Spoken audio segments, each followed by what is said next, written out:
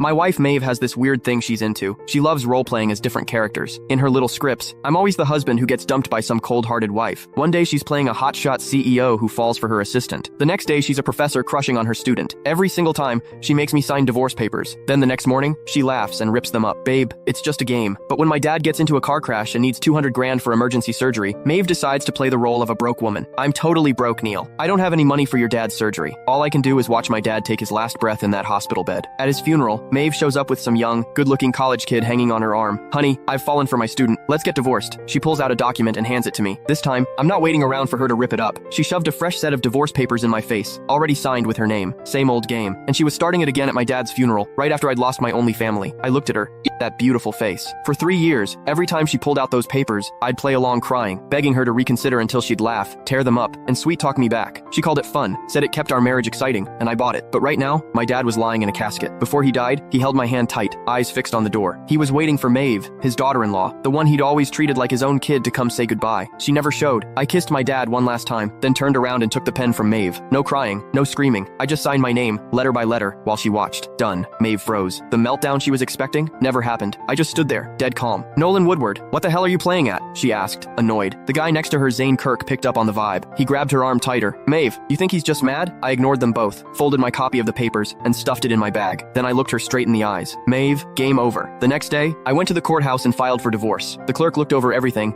and processed it like it was just another Tuesday. When I checked my phone, it was blowing up with missed calls and texts from Maeve. Nolan, you've had your fun. Come home. I ripped up the papers. Let's just forget this happened. Did you seriously hang up on me? You're getting bold. The last one, from 30 minutes ago. If you don't come back right now, don't ever come back. I blocked her. I found a cheap apartment to rent. Once I got it cleaned up, I started looking for work. After we got married, Maeve had made me quit my job to be a stay-at-home husband, basically a prop in her dumb roleplay games. She said she loved me to her core, and that's why she wanted us to fall in love over and over, through different scenarios. She swore the cold, heartless women she played weren't the real her, just acting. Looking back now, pathetic. Maybe she was never acting. Maybe those cold, selfish masks were who she really was all along. When the court summons reached her, she called while I was in the middle of a job interview. Nolan, are you insane? You actually took this to court. I stepped into the hallway. We signed the papers, Maeve. This just speeds things up. Speeds things up? I'm telling you, you're not getting this divorce. Maeve, I cut in. My dad is dead. Silence. Then her voice went ice cold. I know, but that was his fate. You can't blame me for it. Games are games. Real life is real life. Can you not tell the difference? You're the one who can't tell the difference. I snapped and hung up. I went back to the interview. It was a basic admin job at a small company. The pay wasn't great, but it was enough to get by. I nailed the interview. Starting Monday. That night, I came home to find 2 people waiting outside my door, Maeve and Zane. Maeve looked furious. Zane stood back with this smug look, like he was enjoying the show. You've got some nerve, Nolan. You're actually serious about this?